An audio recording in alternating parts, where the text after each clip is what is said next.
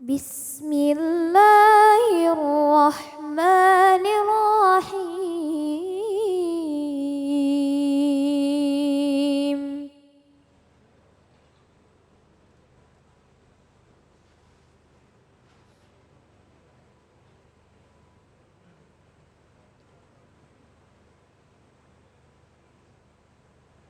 ولا جناح عليكم فيما عرضتم به من خطبة النساء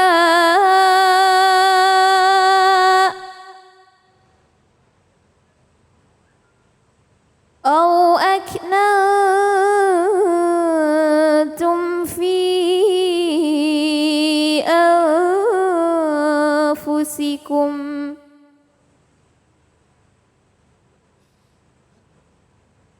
علم الله أنكم ستذكرونهن ولكن لا تواعدوهن سرا إلا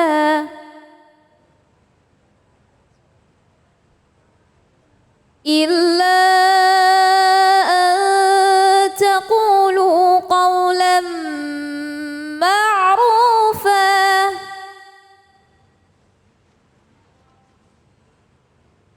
ولا تعزموا عقدة النكاح حتى يبلغ الكتاب أجله واعلموا أن الله يعلم ما في أنفسكم فاحذروه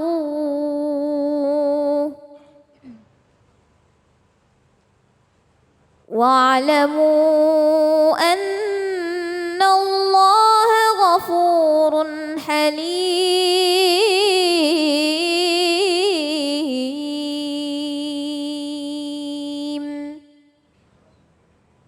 صدق الله العظيم.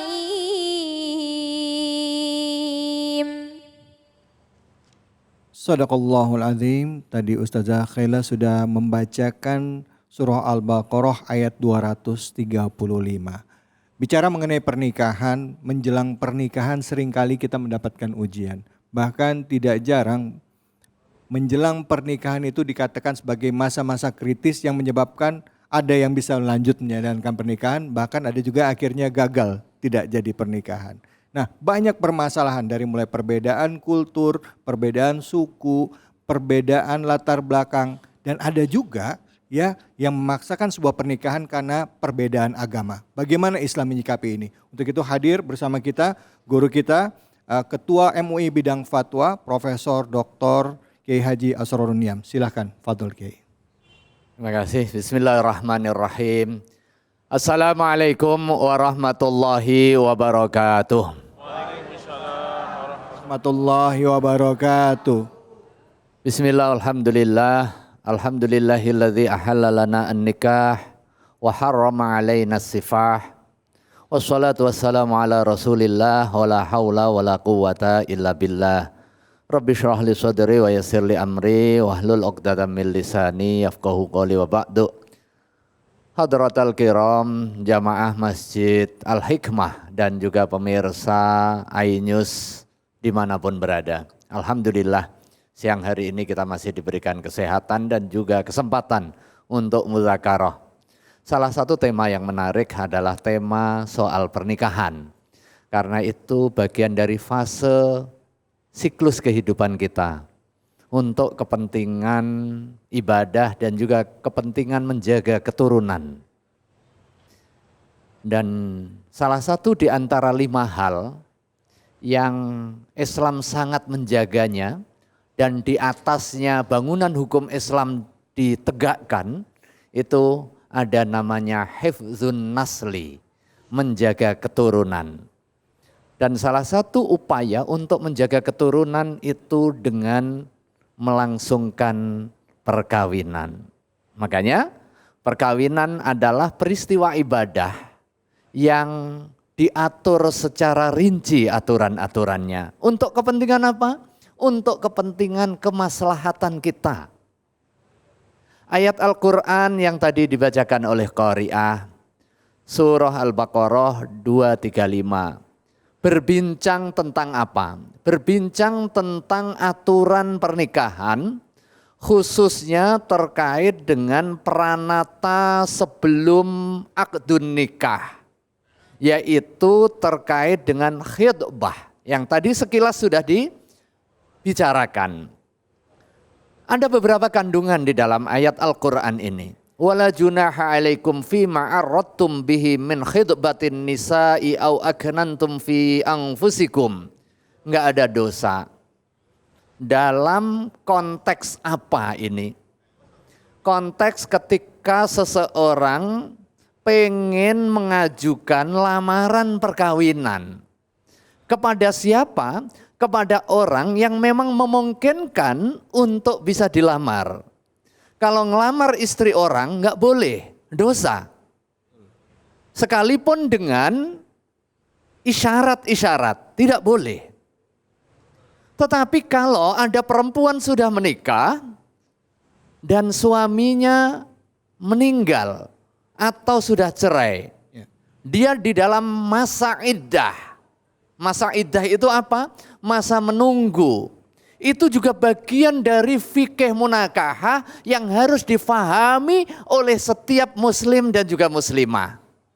Ketika ada orang yang sudah melangsungkan perkawinan, suaminya meninggal, maka perempuan harus menunggu, jangan buru-buru nikah, Bu. Nggak boleh, dosa. Ada namanya masa iddah. Iddahnya berapa lama? Di dalam ayat Al-Quran yang lain diterangkan. Waktunya disebutkan 4 bulan 10 hari. Walladzina yutawaffawna minkum wa yadharuna azwaja. Yang ditinggal mati dan punya suami, punya istri, meninggalkan istri-istri. Yatarabbasuna bi anfusina arba'ata ashhur wa asyra. Nah, dalam rentang waktu menunggu itu, si calon suami kalau ada, boleh dia mengkhidbah tetapi dengan ta'rid namanya. Dengan menyindir-nyindir. Nah, menyindir. Ini ibu ini keibuan sekali. Nah, misalnya begitu ini, udah mulai ini. Boleh nggak itu? Boleh. Tetapi khidbah itu tidak kemudian menghalalkan sebagaimana hubungan pasca akdun nikah. Boleh konteks akadnya, boleh konteks khidbahnya, tetapi tidak akadnya. Nah, ini yang harus dipahami. Nah, kemudian bagaimana cara memilihnya? Kalau ini bab soal akdun nikah, kemudian Ustadz David tadi juga menyebutkan sekilas, kita buka ayat yang lain. Ayat 221 surah Al-Baqarah. Kepada siapa kita boleh menikah dan kepada siapa tidak boleh menikah? Yang sudah punya istri tidak boleh. Kemudian kita menikah karena tujuannya adalah ibadah. Menyatukan dua orang untuk kepentingan tujuan sakinah mawaddah warahmah. Maka harus dicari titik-titik kesamaan yang paling banyak. Dan hal yang paling prinsipil di dalam membangun bahtera rumah tangga untuk memastikan kesamaan itu adalah kesamaan visi, misi, ideologi, apalagi soal agama. Wallahu a'lam bishawab. Wassalamualaikum warahmatullahi wabarakatuh. Waalaikumsalam warahmatullahi wabarakatuh. Aduh, jangankan undangan, Kiai. Baru mau milih gedung aja bisa berantem itu, ya. Silakan, ada yang mau bertanya atau mau curhat, silakan Ibu. Fadhal. Langsung. Assalamualaikum warahmatullahi wabarakatuh. Waalaikumsalam warahmatullahi wabarakatuh. Mau tanya Ustadz, berbicara soal mahar, jika pihak mempelai meminta mahar yang cukup mahal, sedangkan pihak laki-laki tidak menyanggupinya, bagaimana hukum Islam Ustadz? Terima kasih. Wassalamualaikum warahmatullahi wabarakatuh. Waalaikumsalam. Ini banyak nih. Langsung dijawab aja ya, pendek-pendek. Oke. Yang pertama, mahar itu haknya istri. Ya. minta berapapun.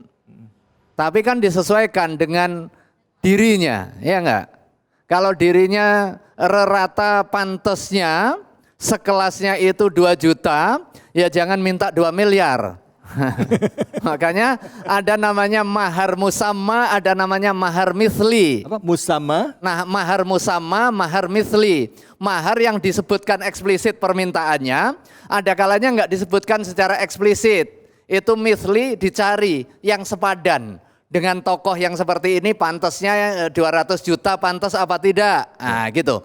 Mahar tidak harus murah, tapi juga enggak harus mahal.